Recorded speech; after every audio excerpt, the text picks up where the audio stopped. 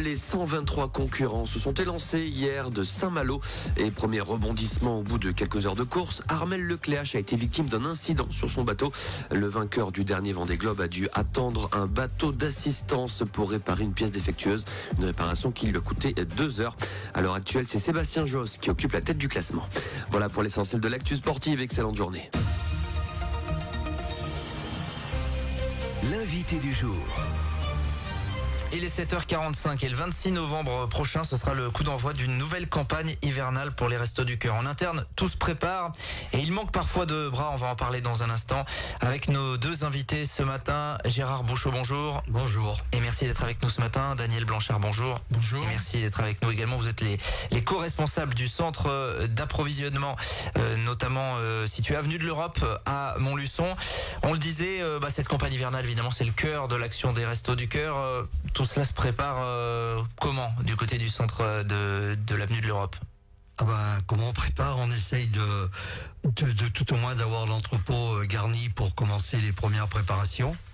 Donc Daniel on a commandé semaine dernière, une 30aine de palettes, compris le lait et tout. Bon, on va être approvisionné, mais ça, ce qui va représenter l'approvisionnement pour une quinzaine de jours. Ouais. Puisque on ne sait pas exactement le nombre d'inscrits dans les centres qui vont recevoir la nourriture, mais on sait que ce nombre ne va pas diminuer. Ouais, forcément, ça c'est une constante ces dernières années. On peut réexpliquer là pour les auditeurs qui évidemment connaissent la distribution au Resto du Cœur, notamment à Montluçon, dans le local de la rue des Droits de l'Homme, mais expliquer comment vous fonctionnez en amont finalement du côté du centre de l'avenue de l'Europe.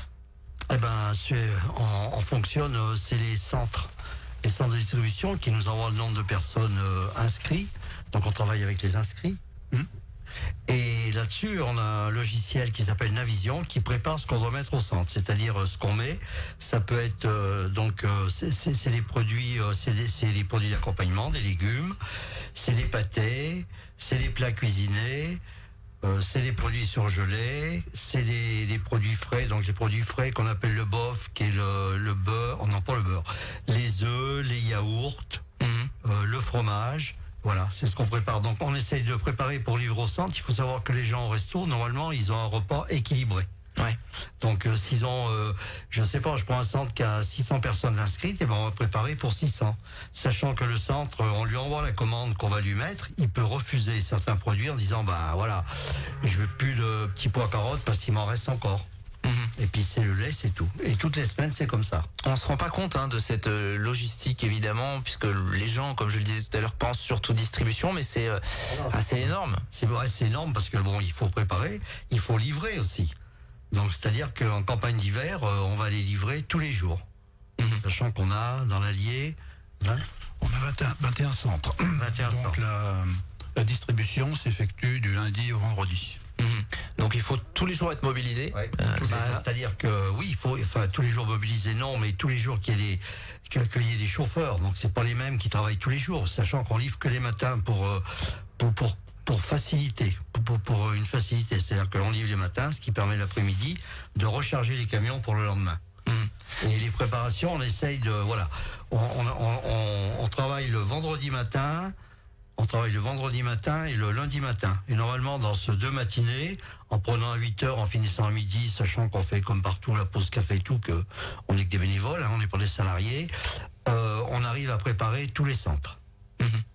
Voilà. Alors, si on rappelle la nourriture, vous, en tout cas les denrées que vous gérez, d'où ça provient, tout simplement? Nous, on effectue la commande à Paris, au siège, et après, il répercute sur le département d'Allier et tous les départements de France. On a aussi des denrées qui viennent de l'Union européenne. Mais bon, il faut savoir que ça diminue d'année en année, la dotation. C'est une vraie problématique puisque les denrées diminuent et le nombre d'inscrits augmente. Le nombre d'inscrits augmente. Donc l'équation est de plus en plus compliquée. C'est de plus en plus difficile à résoudre. Ces denrées-là, comment ça se passe? Elles sont livrées directement du côté de l'entrepôt? Il faut aller les chercher? Non, elles sont livrées. Elles sont livrées par semi-remorque. C'est-à-dire ça dépend des jours, quoi. Mais en période d'hiver, on reçoit en principe une semi-remorque par semaine, quoi. C'est-à-dire 33 palettes. C'est quand même énorme, ouais. C'est qu'il faut les décharger. une gestion, voilà, c'est ça.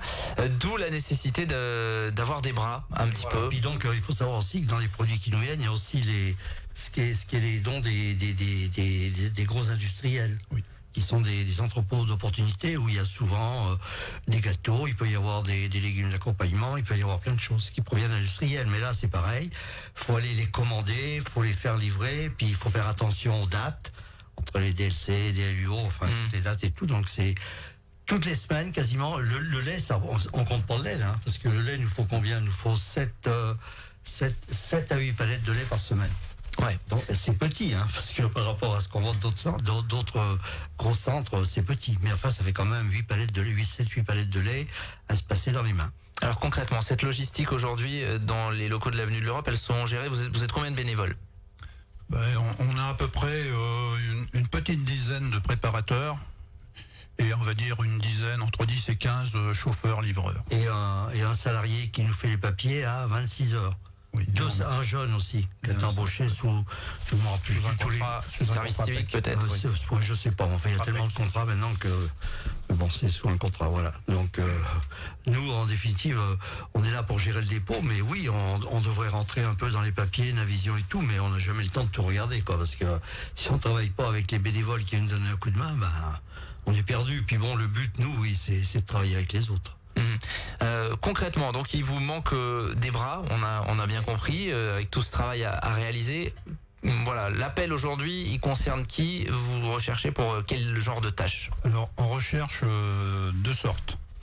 Un, pour les préparateurs, c'est-à-dire que il faut préparer pour les 21 centres de l'Allier.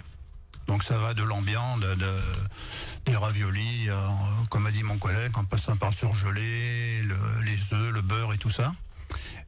Et ensuite, des chauffeurs-livreurs qui font la livraison dans les centres du lundi au vendredi, comme j'ai dit tout à l'heure. Voilà. Là, il faut des prérequis, notamment chauffeur-livreur. C'est quel type de véhicule qu'ils doivent conduire? Permis B suffit. Ouais. Et vous approvisionnez directement tous les centres du département, c'est-à-dire qu'il y a des déplacements à Moulins pour certains? Oui, donc ça va du plus près, qui est Montluçon, Domérat, au plus loin, qui est, je pense, le Maillet de Montagne. Si vous voulez, le lundi, on fait Cône, Souvigny, Bourbon, Dompierre.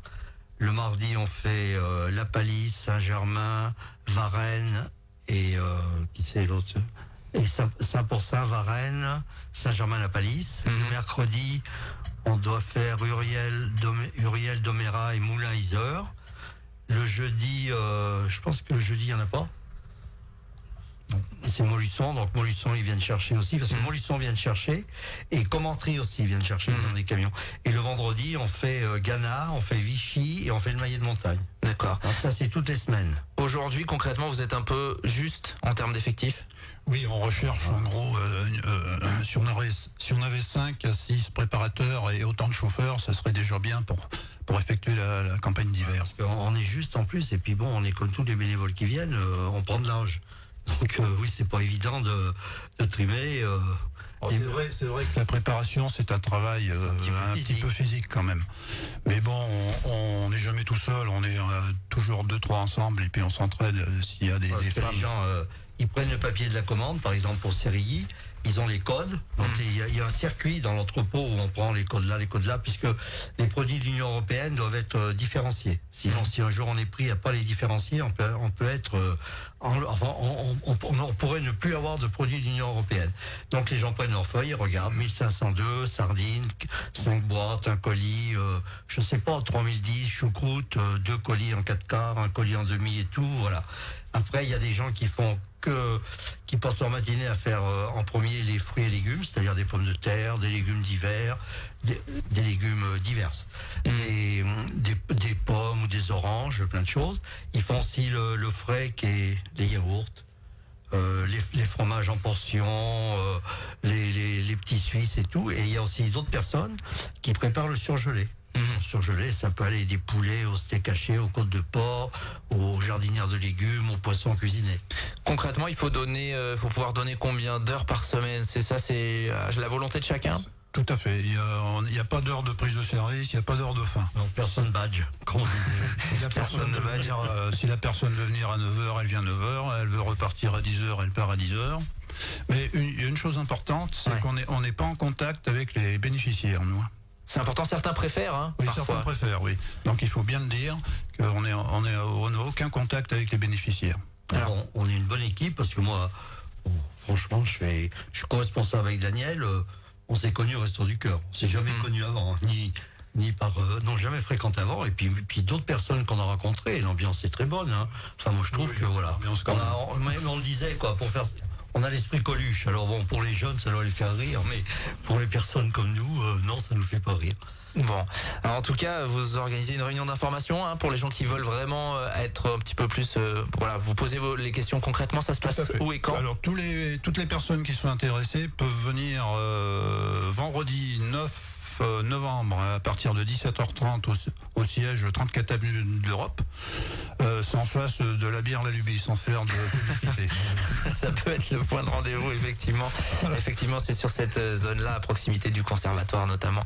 Vendredi, donc 17h30, si vous voulez plus d'informations. On peut donner peut-être un numéro de téléphone également Je l'ai pas. Eh ben, donc nos deux numéros. Oui, allez, rapidement. 06 30 43 58 14 et 06 88 77 19 06. On les retrouvera ces numéros via le www.rjfm.net. Évidemment, merci Gérard Bouchot, merci Daniel Blanchard d'avoir été avec nous. Et puis bon courage pour cette nouvelle campagne qui débute dans 3 semaines maintenant. Il est 7h56, le direct se poursuit dans un instant. L'invité du jour.